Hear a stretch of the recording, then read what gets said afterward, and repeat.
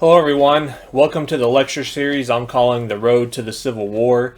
In these lectures we're going to look at the events leading up to the Civil War, which was the bloodiest conflict in American history. After these lectures we'll move on to the actual Civil War itself, and then finally we'll end by looking at Reconstruction, which was the period lasting from roughly 1863 to 1877. Though the causes of the Civil War could be traced all the way back to the first importation of slaves to Virginia in 1619, or the failure of the Founding Fathers to end slavery during the American Revolution and Constitutional Convention, we will focus on the events from the years 1846 to 1861. So in this lecture, we'll spend some brief time trying to understand the magnitude of the Civil War and why it is such an important event in American history. Then we'll examine how the Mexican War caused a sectional split over slavery and how the Compromise of 1850 attempted to heal that split. Now, you might ask, why do we study the Civil War? Well, most historians agree that the Civil War was the biggest single event in American history. It radically altered the nation in many ways. The United States became a unified nation because of the war. Before the war, people would say the United States are, and after the war, people would often say the United States is. So you see there's this change in the way citizens refer to their country. The phrase, the United States are, implies a country that is made up of individual states, while the phrase, the United States is, refers to the country as one entity. So the way Americans saw their country changed from a union of states to a nation. Some of the most important constitutional amendments were passed during and right after the Civil War, including the abolition of slavery, the right for black men to vote, and due process of law. The idea that secession could take place was killed. One section of the country lay in ruins after its experience with total war. In fact, the Southern people are the only Americans in history to experience the devastations of total war. Conscription happened for the first time in American history on both sides, both in the Union and in the Confederacy. The amount of money spent by the federal government dramatically increased. The size of the federal government dramatically increased. And America experienced the first assassination of a president. Now, a lot has been written on the Civil War. In the 150 years since the Civil War occurred, more than 50,000 books, papers, and pamphlets have been written about the war. A book, paper, or pamphlet a day has been published since the Civil War began in April of 1861. So that means you could spend your whole lifetime reading and still not exhaust all the material that's available to read on the Civil War. Just to illustrate this point, here's a picture of some of the books published on Abraham Lincoln. Now, this tower of books is 35 feet high. It has a circumference of 8 feet, and it includes about 7,000 books on Lincoln. One estimate says that there's about 15,000 books written about Abraham Lincoln, so this doesn't even cover half of the material on Lincoln. Now, there are three main books that I use to write these lectures: The Impending Crisis by David M. Potter, The Battle Cry of Freedom by James McPherson, and then How the North Won. The Impending Crisis just talks about the events leading up to the war. How the North Won is the military history of the actual war from 1861 to 1865. And then Battle Cry of Freedom is kind of a book that splits the middle. It covers the events leading up to the war, and then it also covers the war itself. So if you'd like to learn more about the war, you should read one of these books. Now, one thing I like to do to help students understand how big of a deal the Civil War was is to imagine how devastating it would be to have a present-day Civil War of the same magnitude. If you add up all the small engagements, skirmishes of a few dozen men to the battle at Gettysburg, which was the biggest battle of the war, there were over 10,000 engagements in the Civil War. 360,000 Yankees died. 2.1 to 2.2 million men served in the Union armies.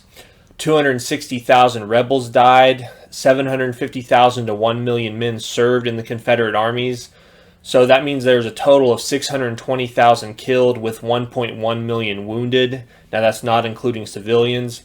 Now this number comes from an 1889 study. A more recent study puts the number killed at 850,000. But if you use that 620,000 number, that means the Civil War killed 1.94% of the population. Now, the population of the United States in 1860 was 31 million. That includes 4 million slaves. So let's assume that today the United States population is 330 million.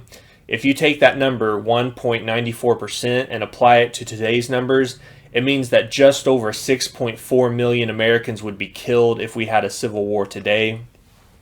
And I like to look at 3 battles or skirmishes to kind of show these numbers playing out a little bit better. The bloodiest day of fighting in the Civil War was at Antietam. It took place in Maryland on September 17, 1862. Union casualties were 2,010 killed, 9,400 wounded, and just over 1,000 missing. Total casualties were 12,469 out of 75,000 men engaged. Confederate casualties were 2,700 killed, just over 9,000 wounded, and 2,000 missing. Total casualties for the Confederates were 13,274 out of 40,000 men engaged in battle. So the total casualties on both sides were 25,743. If that kind of battle was fought today, just over 1.2 million Americans would be engaged. Over 50,000 would be killed. Almost 200,000 would be wounded. 32,000 would be missing. The total casualties would be 278,000. Now, the biggest overall battle was the 3-day battle at Gettysburg during the Civil War. It took place in Pennsylvania in July of 1863. Union casualties were 3,100 killed, 14,500 wounded, and 5,300 missing. Total casualties were 23,000 out of 85,000 men engaged. Confederate casualties were 2,500 killed, 12,709 wounded, and 5,100 missing. The total casualties for the Confederates were 20,451 out of 65,000 men engaged. So total casualties on both sides were 43,500, although a lot of historians say that there were actually just over 50,000 casualties at this 3-day battle.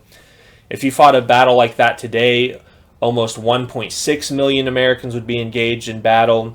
61,000 would be killed, almost 300,000 wounded, 111,000 would be missing, and total casualties would be over 463,000. One of the bloodiest single instances of the Civil War was when Ulysses S. Grant assaulted Robert E. Lee's positions at Cold Harbor on June 3, 1864 in Virginia. In less than 1 hour, Grant suffered 7,500 casualties. Now, in today's numbers, that would be 79,000 casualties in less than 1 hour. And a good way to think of that is that's the equivalent of 27 9/11 attacks occurring in less than 1 hour. So think about where you were on 9/11 and how big of an event that was. Imagining that happening 27 times in a single day. That's kind of the shock Americans had when Grant assaulted Lee at Cold Harbor. You can also look at this chart and compare death rates for soldiers in the American Civil War to other American wars. It's not even close. Way more soldiers died in the Civil War than in other wars as far as percentages go. So that kind of hopefully gives you an understanding of how big of a deal the Civil War was and how much it shocked kind of Americans who were living through that period. Now we're going to begin by looking at the role the Mexican War played in causing the Civil War. The Mexican War took place from 1846 to 1848, but it would cause a national political crisis over the issue of slavery in the territories, and that crisis would last from 1846 to 1850. The war created a sectional division regarding what would be done with the land acquired from Mexico. Would that land be open to slavery, or would slavery be prohibited there? Now, the Louisiana Purchase of 1803 had added an immense amount of land to the United States. The Missouri Compromise of 1820 had established that slavery would be barred from most of that territory. But now the Mexican Cession of 1848 added another large chunk of territory to the United States. The North wanted slavery banned in the land acquired from Mexico, while the South wanted slavery to be permitted in the land acquired from Mexico. The Missouri Compromise line applied only to the Louisiana Purchase. It did not apply to the land acquired from Mexico. But as you can see from these maps, even if that line was extended through the Mexican Cession, much of that land would be open to slavery. So the fight over what to do with that land would hold the attention of the nation from 1846 to 1850. Now let's backtrack a little bit. James K. Polk is elected president in 1844. He ran on an expansionist platform that called for the annexation of Texas with a boundary at the Rio Grande River and the settlement of the Oregon Territory to a northern boundary of 54 degrees 40 minutes. Now, he ended up compromising on the Oregon Territory with Great Britain, but he ended up going to war with Mexico over the Texas border. Polk sent General Zachary Taylor and Winfield Scott to invade what is today Mexico, and he sent Stephen Kearny to invade what is now New Mexico and California. Other military commanders were also sent on expeditions, including John C. Fremont. By the fall of 1847, California, New Mexico, and Mexico City were in American hands. The United States and Mexico signed the Treaty of Guadalupe Hidalgo in February 1848, and the Mexican War officially ended. Now, in that treaty, the United States agreed to pay Mexico $15 million and assume Mexican debts owed to American citizens. Mexico recognized the Rio Grande as the boundary of Texas. Mexico ceded New Mexico and Upper California to the United States. Now, the Senate ratifies this treaty 38-14. The opposing votes came from 5 Democrats who actually wanted more territory and 7 Whigs who wanted no territory. Now, Northerners fear slavery will spread into the lands acquired from Mexico. This could create a southwestern empire dominated by slavery. Slavery would keep free labor out of those lands, and it would increase the political power of the slave states in the Senate. So that's the fear Northerners have.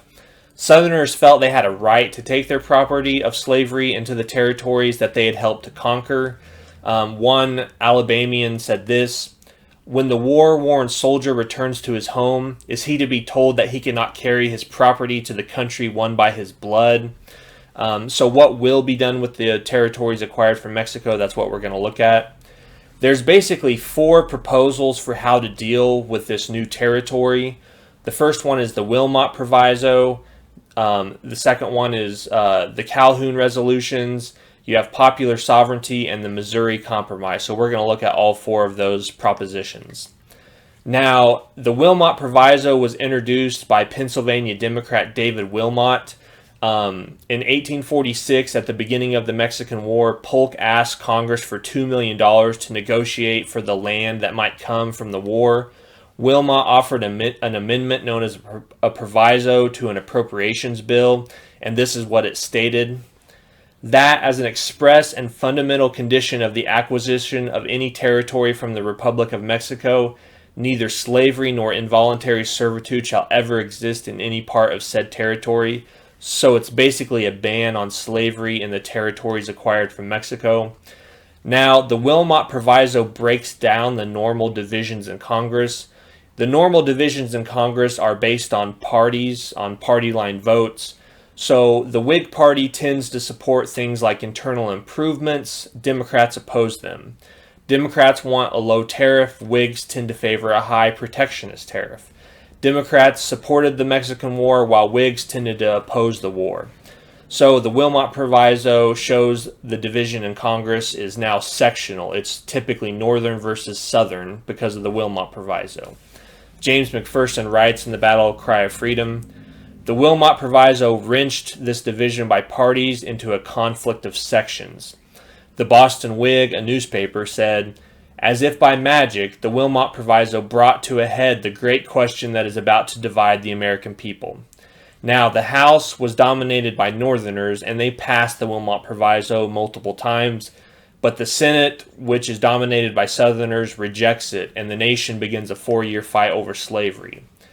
Now, the anti-slavery movement gains momentum because of the issue of whether or not slavery will be permitted in the territories. The anti-slavery movement is sometimes referred to as the Free Soil movement. It's made up of multiple groups who have different amounts of support for anti-slavery causes. Abolitionists were the most hardcore opponents of slavery. They considered slavery a violation of human rights. They think slavery should be immediately abolished. Anti-slavery people who were kind of anti-slavery in general, they believe that slavery is evil and should be abolished, but they're willing to let it be abolished over time. And then kind of on the outside of the Free Soil movement, or on the fringes, but still inside the movement, are supporters of the Wilmot Proviso. They're against slavery in general terms, but they don't see it as the main issue in American politics. Now, the Free Soil movement had a set of beliefs, and you could sum them up this way. Free labor is more efficient than slave labor. Slavery undermines the dignity of manual labor. Slavery inhibits education and social improvement and keeps everyone in ignorance. Slavery bogs down everyone except the planter in poverty and slows down the diversification of the economy. Slavery must be kept out of all the territories so that free labor can flourish.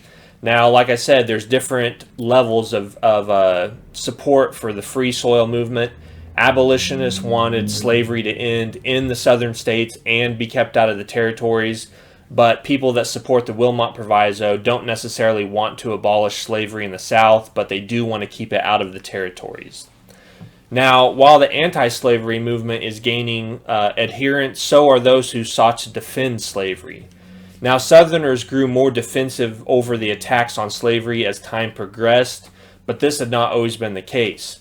The Founding Fathers generation saw slavery as a necessary evil that would eventually die out of natural causes or by gradual abolition, and many Southerners agreed with this. However, Southerners in the 1830s started to see slavery as a positive good, and they advocated for its spread to the territories.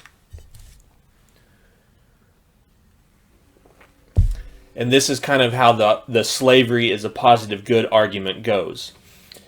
They would say, slavery is a great moral, social, and political blessing, a blessing to the slave and a blessing to the master. It provides the slave with cradle-to-grave security.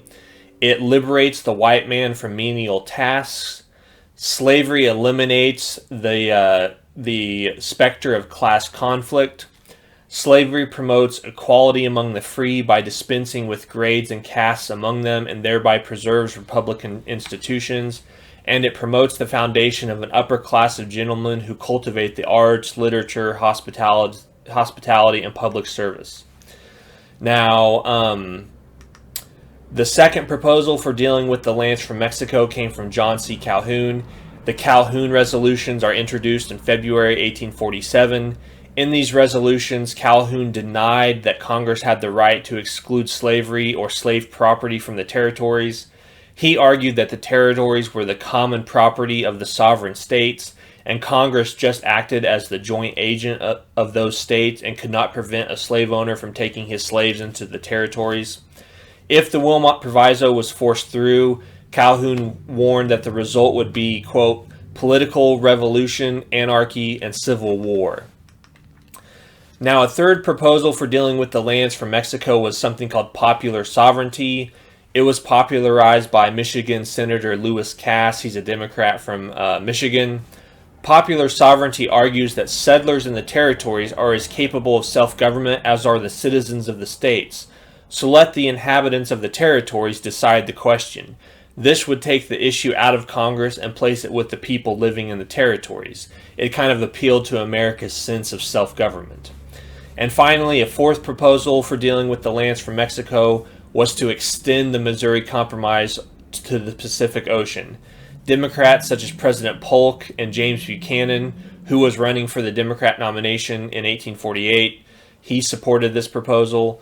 Now, Polk pushed for it during the summer of 1848, but it goes nowhere. The Senate would pass the Missouri Compromise extension, while the House, supporting the Wilmot Proviso, would oppose it. Now, so this is what the nation is facing when we go into the presidential election of 1848. After all this fighting over slavery, we can sum up the possible ways to deal with the Mexican cession and the issue of slavery in 4 ways.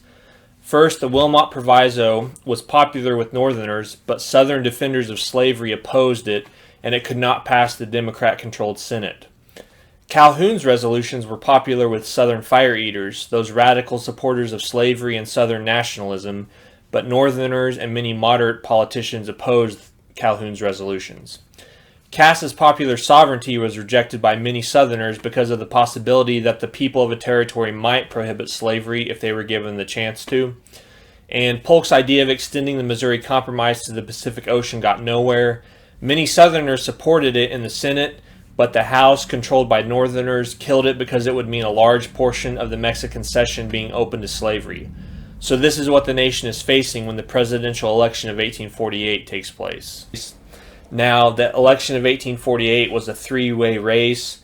The Democrats met in Baltimore in May of 1848 and nominated Lewis Cass of Michigan. The Whigs met in June in Philadelphia and nominated Zachary Taylor. Now, he was a slave owner and a Southern man with no discernible political opinions. The Whigs, in an attempt to anger as few people as possible on the issue of slavery, adopted no platform. Now, a splinter group opposed to slavery and who believed Congress had the authority to restrict slavery in the territories, they met in New York in June of 1848 and talked amongst themselves. Later, they held a convention in August 1848 in Buffalo, New York, and formed the Free Soil Party. They nominate Martin Van Buren on the Free Soil ticket. Now, Zachary Taylor ends up winning the election of 1848. He carries 8 out of 15 slave states and 7 out of 15 free states. So his support is spread throughout the nation. Free Soilers failed to carry a single state, and they did not affect the outcome of the contest, though they did cause some states to flip to either Taylor or Cass. Now, what the election did do, in the words of a Free Soiler, Charles Sumner, was cause slavery to be the central issue. The public mind has been stirred on the subject of slavery to the depths never reached before. That's what Charles Sumner said. Another person said, the late election is only the Bunker Hill of the moral and political revolution, which can terminate only in the success to the side of freedom. Now, things quiet down for a little bit, but they get stirred back up again when gold is discovered in California. Gold is discovered in January of 1848.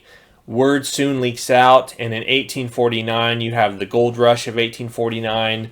100,000 people make their way to California. By the end of 1850, California has a larger population than some of the states already in the Union, and they petition to become the 31st state in the Union. And the sectional crisis is back at the forefront because the question is, are we going to allow slavery in California or not? So in December of 1848, President Polk calls on Congress to create territorial governments for California and New Mexico. He recommends extending the Missouri Compromise to the Pacific Ocean.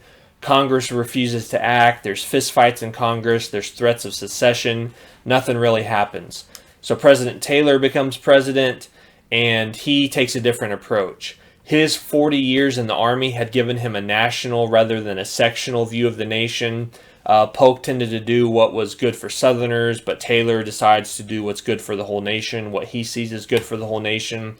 James McPherson writes that Taylor was, quote, a free soil wolf in the clothing of a state's right sheep.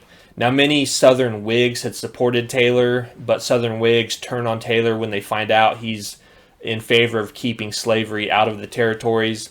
Taylor just plans to skip the territorial phase and admit California and New Mexico as states.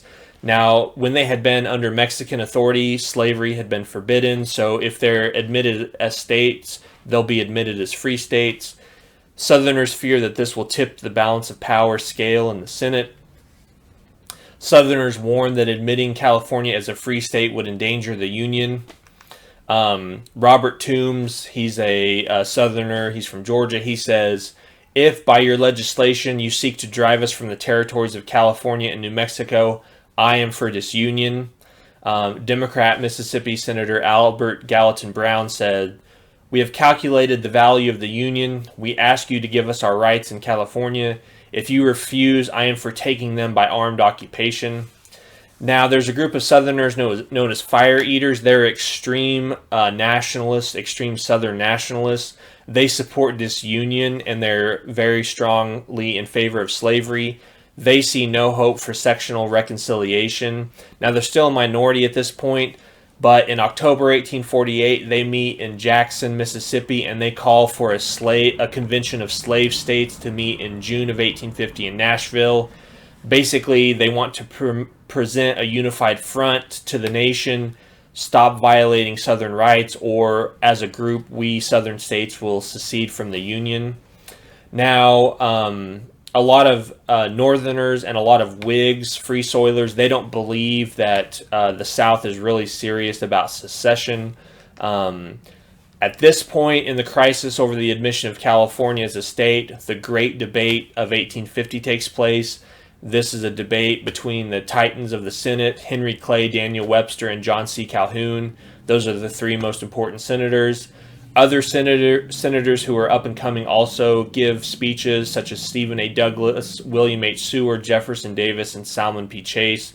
Those men will all be important during the Civil War. So Henry Clay starts things off on January 29th, 1850. He introduces 8 resolutions. He speaks over 2 days. His resolutions will end up becoming the foundation for the Compromise of 1850. And here's those 8 resolutions. California should be admitted as a free state. The remainder of the Mexican cession should be organized without any restrictions on slavery.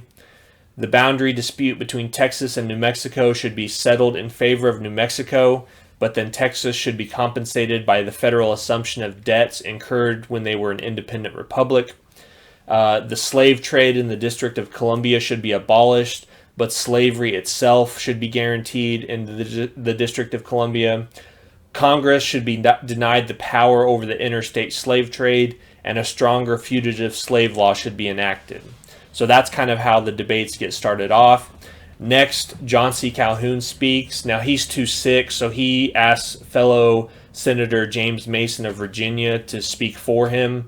And this is what Mason says on behalf of Calhoun. He says, "The great and primary cause of danger is that the equilibrium between the two sections has been destroyed." He says that the North has grown faster in population, wealth, and power because of discriminatory legislation that prohibited slavery, such as the Northwest Ordinance of 1787, the Missouri Compromise of 1820, tariffs, and internal improvements. Soon, nothing will be left to hold the states together except force. Now, to forestall this disaster, Calhoun wrote that the North must stop criticizing slavery, they must return fugitive slaves, they must grant the South equal rights in the territories, and they must amend the Constitution to explicitly protect slavery.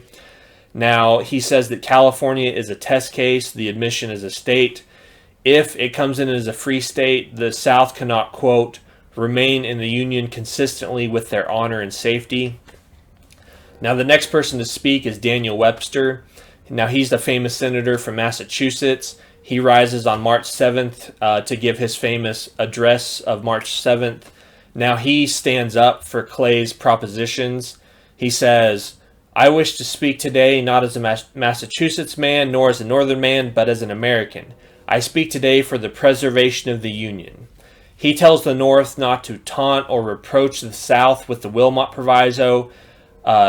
Webster argues slavery will naturally be excluded from New Mexico and California, so you don't even need to push the issue there.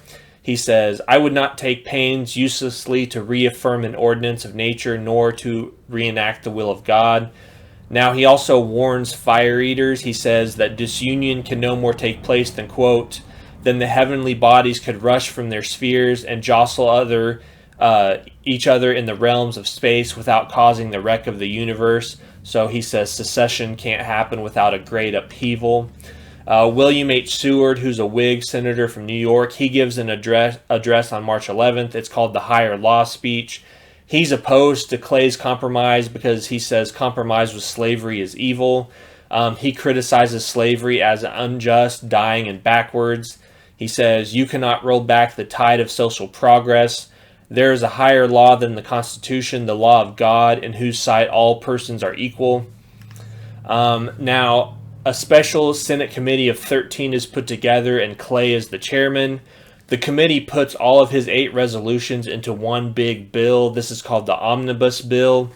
The strategy is hopefully the bill will attract a majority from each section. Upper South Whigs and Lower North Democrats support the compromise, but they're in the minority. Most congressmen vow to vote against the bill in order to defeat the parts they oppose. Taylor and most Northern Whigs want a California-only policy, while Lower South Whigs oppose a free California. And basically, the problem with Clay's strategy is that everybody in the Senate wants some of these resolutions to pass, but there's only a few senators who want them all to pass. And since Clay packaged them all into one bill, it's not likely that they pass. Now, at this point, a few things happen. John C. Calhoun dies in March of 1850. And then on July 9th, President Zachary Taylor dies. So basically, two of the biggest players in this crisis die, and some new players come on the scene. President Millard Fillmore replaces Taylor, and he's more open to compromise. He's a New York Whig, and he's hostile to the William Seward faction of Whigs in New York. Fillmore is kind of a northern president with southern leanings. He shelves the New Mexico statehood bill, and he throws his support behind Clay's omnibus bill. Now the Senate debates this bill, this group of 8 resolutions, and they finally defeat it on July 31st, 1850. Clay and Webster go home to Kentucky and Massachusetts, and all seemed lost. But this is when Stephen A. Douglas comes to the rescue to rescue Clay's proposals.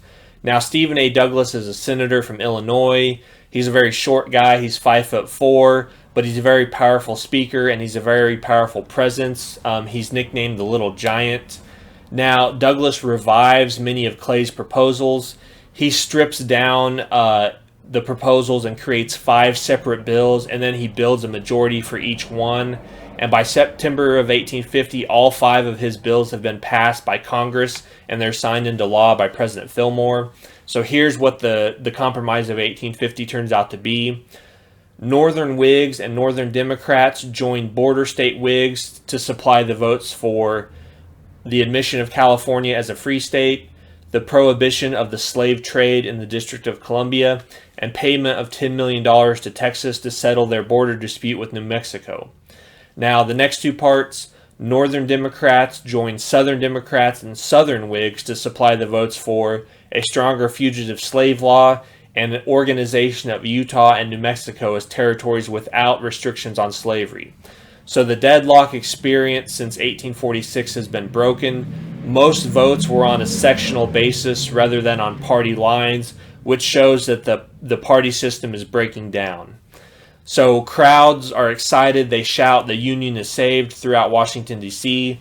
One observer stated, quote, "Every face I meet is happy. The successful are rejoicing. The neutrals have all joined the winning side, and the defeated are silenced." Jonathan M. Foltz, a naval surgeon, wrote a letter to his friend James Buchanan. He said this, I have never before known so much excitement on the passage of any law. Last evening was an evening that was declared a night on which it was the duty of every patriot to get drunk.